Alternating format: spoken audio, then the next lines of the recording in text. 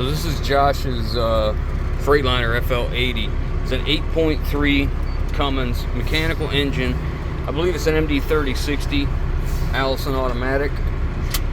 I started up and immediately it's got a trans temp light on, so I assume the sensor for the trans temp must be bad because it's not even warm. It was on as soon as I started it. But we want to drive it just to get an idea of what it drives like before we do the work. So if there's anything that we need to look at or watch out for or be aware of compared to how it drives when we're done. 55 or 2200 RPM, I'm guessing. Let's see. It's in kilometers, so I gotta guess. We'll see how it moves the hill. I'm gonna hold the pedal steady, I'm not gonna let it move.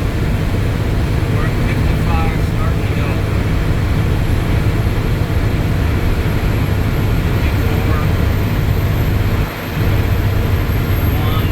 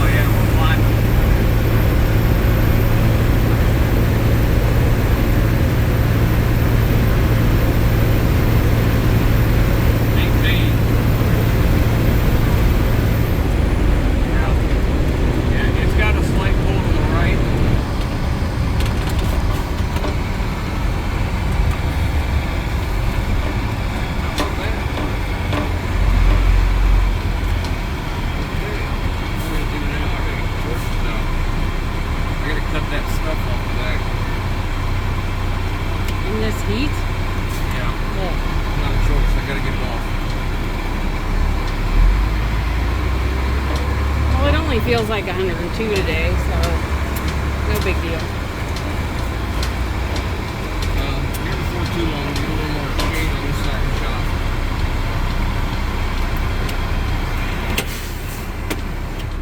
shop. My seat, I went to lean back and I'm like, what the heck? A little uncomfortable.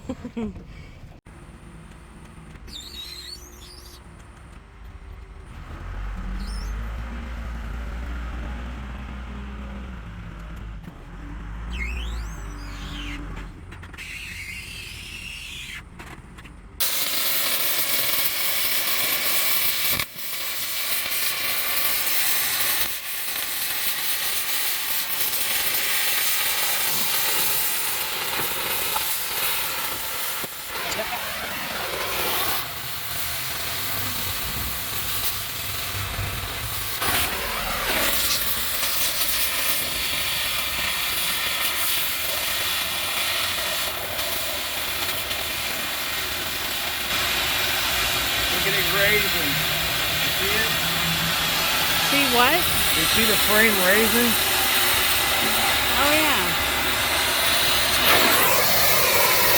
Yeah. It's loose? Yeah. Okay. Tell them what we did. Talk to Peter.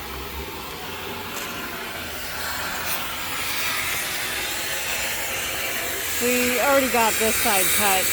He talked to Peter Zila, and he was having a little bit of trouble with his regulator on his torches and stuff, but he got that taken care of. I don't know what all they talked about, but I know he told him to use a different tip on his torch, and he is, and it's definitely working a lot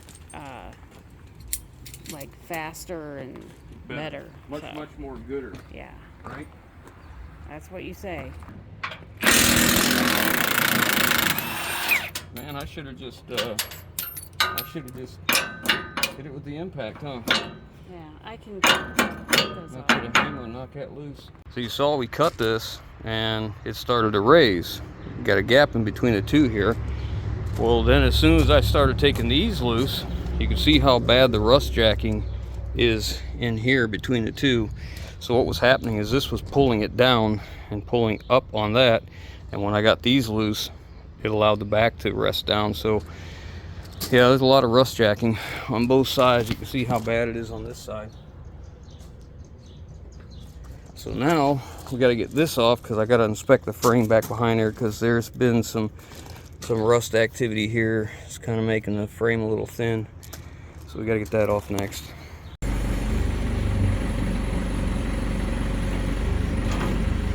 Everything should be unhooked. Yeah, I guess so.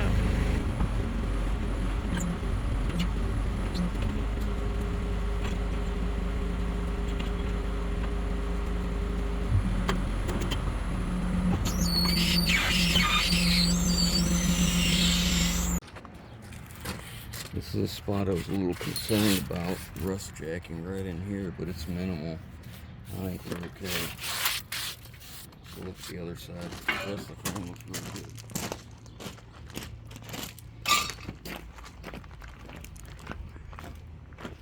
See what we're talking about here. You get some rust jacking right behind that bracket. We've lost a little bit of material, but it's not horrible. No, that's pretty. That's thick. Yeah, but Nice thick. you know, we just want to make sure we think it's okay. Okay, well, I guess it's not horrible. I can live with that if it were me. If it was my truck, I'd be okay with it. So I'll let him know. Okay, so the next thing we have to do is get the drive shaft taken loose, because the drive shaft runs through the entire water pump. So you basically put the truck into neutral, engage the pump, and then put it back in drive. And when you do that, it lets the transmission drive the pump, but separates the drive shaft from the output shaft here, so that the truck won't drive, but that drive shaft spinning is used to run the pump. And then when you want to go into drive, you put it back in neutral, disengage the pump, which then, as you can see, it's like a 2-speed motor here. I assume we're using that to actuate. And then it connects the drive shaft to one another. So we got to get this out of here, which means you got to get the drive shafts out first. All right, so this is a Tiger Tool U-joint press. This is by far the best tool I've ever found for this. Look at that. The bottom cap's out already. No banging around, no mess. Now I'll do it the other way.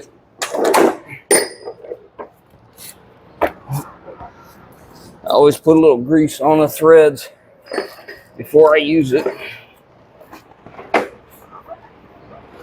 Man, that U-joint looks like brand new.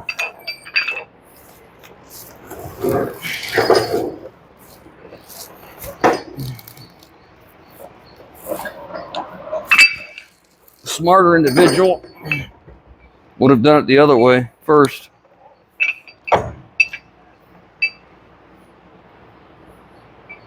Would have done the bottom first.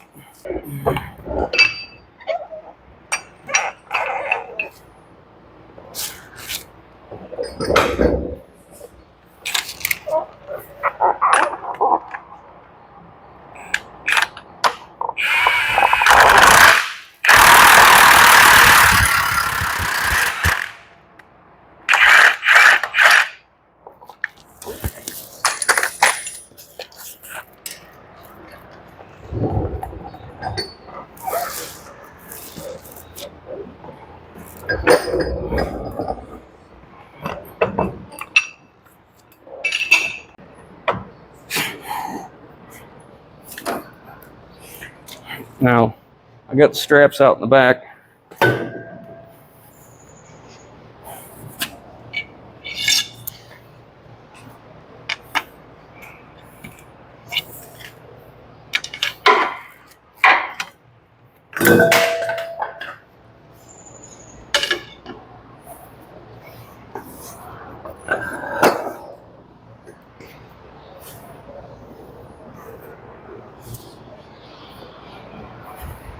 Going to do the front one now, but this one's a little bit hard to see.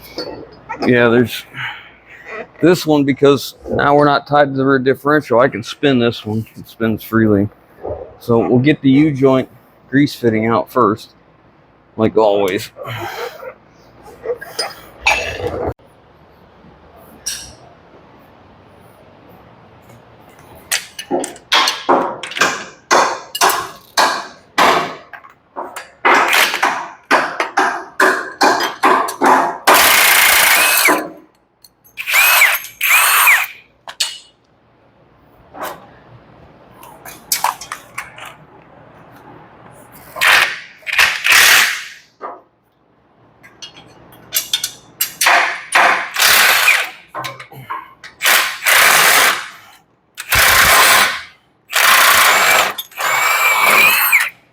Go.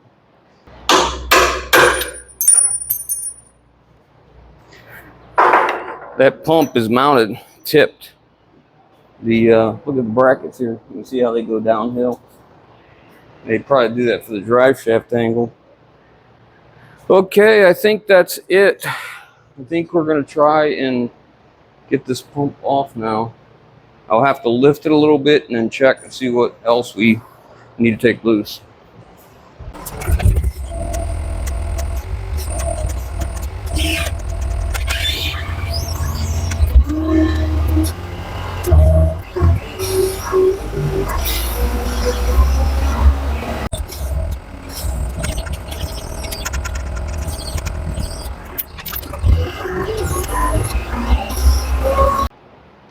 So Josh had no brake lights, and on some trucks they separate your turn signal from your brake light.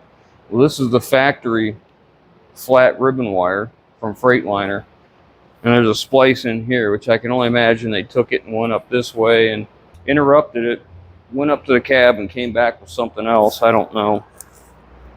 Regardless, when you see a big mess like this, you can just expect to find all kinds of spliced goodness.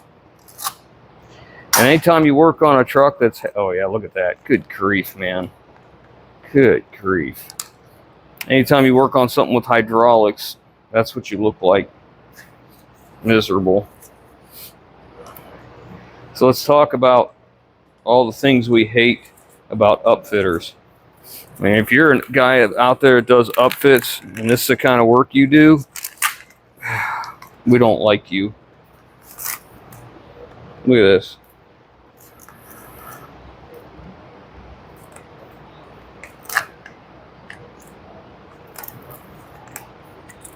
Yeah, look.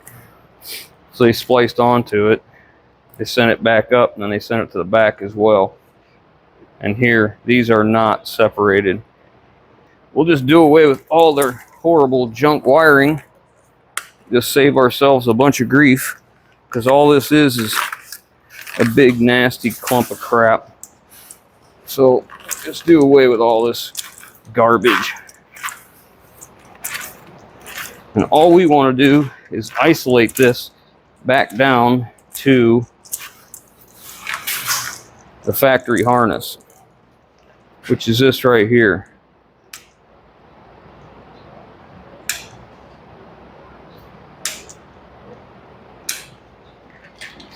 That's it right there. So next we'll get our test light, because Josh had all kinds of trouble with this.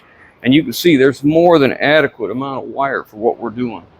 Because we're cutting off, I don't know how many feet did I say, of this.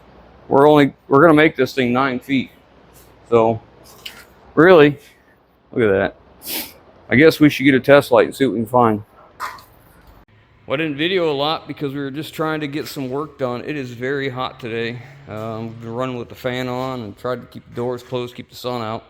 But we've got pretty much all the FIRETRUCK stuff pulled back to the back of the cab and coiled up. I've got it tied to the body mount here.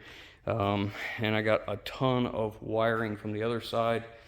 I got that magnetic brake on the differential disconnected and all put back together. And then here's all the wiring. I've got it wire tied with steel wire tie wire to the cross members, and the coil itself is tied, and then again to the body. So hopefully Josh can take this home and he can sift through anything and decide what he wants to take off, what not, or he is or isn't, or what have you. I did test that line for his tail lights, and we have turn signal, we have left, right, marker light, and backup.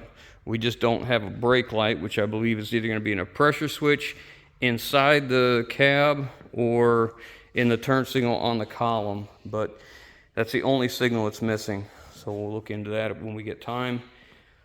Next, tomorrow morning, Chris and Neil are coming, and we're going to jack this up and get the rear axle completely ripped loose from the back of this thing and get it out of here. And then we're going to shove this forward up here on jack stands, bring the cutoff in, and start getting it ready to go. So here's one of the problems I found when I was taking Josh's truck apart. This is the rear drive shaft, and you can see how the yoke is straight up here, and it's completely out of phase here. That is a very good way to cause a vibration, ruin bearings, take out a differential, or in this case could be that bearing in that water pump. Really easy, really quick. This should be in line. That yoke cap and that yoke cap should be in straight line with each other.